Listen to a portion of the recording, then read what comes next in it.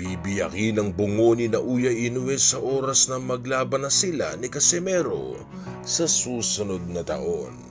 Mukhang wala pong mahihirit pa ang ilang mga bashers ng ating pambansang angas na pinasta si General Casimero na hindi na kuno ito lalabanan pa ni Naoya Inoue dahil sa formal na nga pong binahagi ng Team Inoue na bago kuno magtapos ang taong 2024 sa susunod na taon ay kanila na kunong harapin ang ating kababayan na si 3 Division World Champion na si General Casimero para sa voluntary WBO title defense. Inamin po ni Naoya Inoue na talagang nasa listahan na talaga nila si Casimero at ito nga pong si Casimero ang kanyang magiging huling laban sa 122-pound Super Bantamweight Division.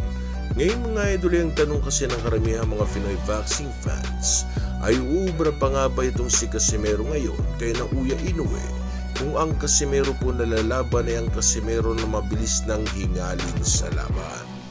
Alam nyo po mga idol, alam naman ito ng Team Casimero na hindi po talaga basta-basta na lamang kalaban itong si Inoue. Kaya naman ang mga butas na nasilip sa kanila ay hindi na dapat na makita pa sa magiging laban na ito. Partikular na nga po sa usaping stamina at mga game plan na gagamitin sa laban. At kailangan din pong maging mautak ng Team Casimero sa magiging hakbanging ito para sa gayon ay mapanatili nila ang 100% na kondisyon ni Casimero hanggang sa huling linggo ng laban. Ito po kasi ang naging pangunahing dahilan kung bakit nagkaroon bigla ng aberya sa kondisyon itong si Casimero dahil sa huling isang linggo ng magiging laban nila ni Yukinori Ogoni ay tsaka tumulak pa Japan ang Team Casimero. Kaya naman nanibago ito sa lamig ng klima ng Japan na naging dahilan kung bakit ubot sipon ang inabot ng ating kababayan.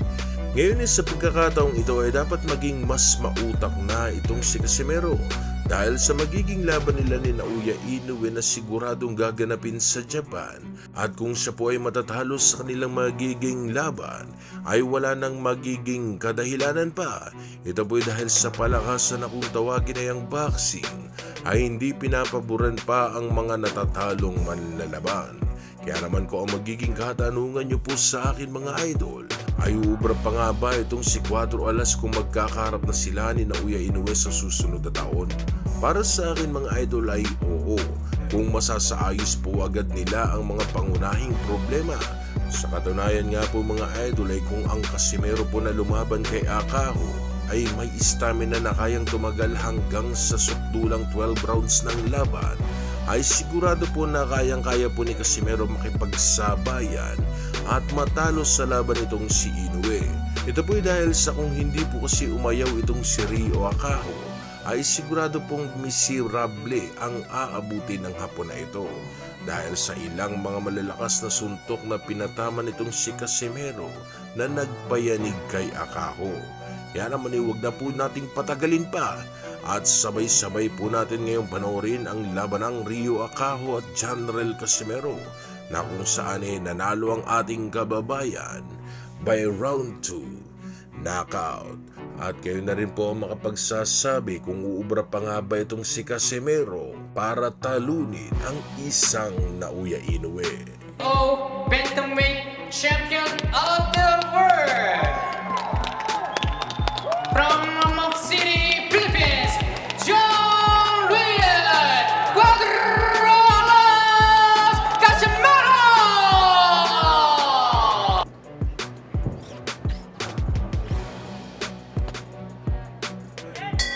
Round 1. Tol, kita. Halo, hoy. Karo na tol. Strike, tol.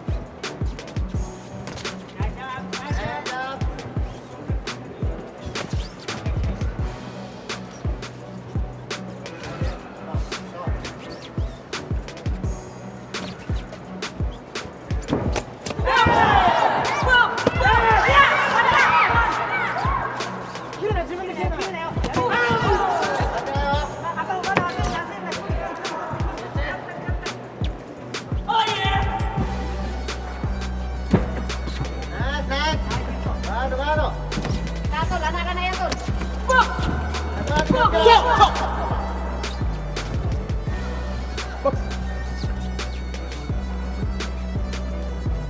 Ay, panggigil tol.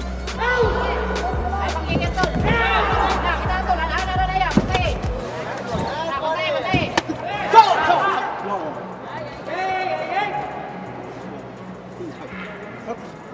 Eko ka na yan.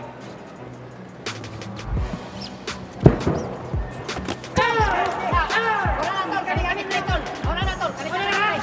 Kami straight tol. Straight, kami straight. Lumpare. Nay, wah.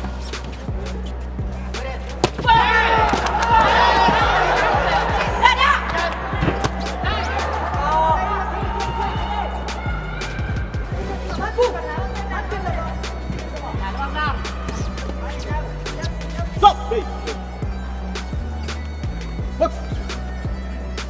Tol, kita. Relax lang tol. Laksan.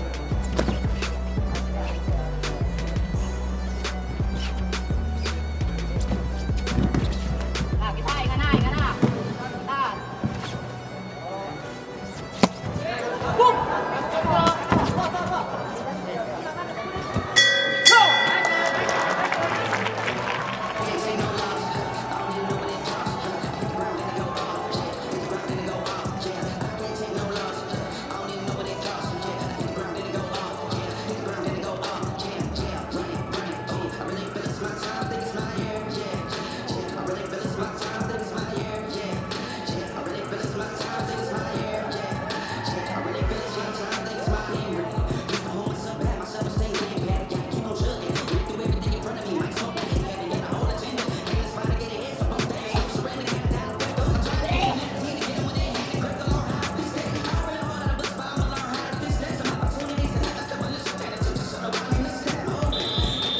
Second out.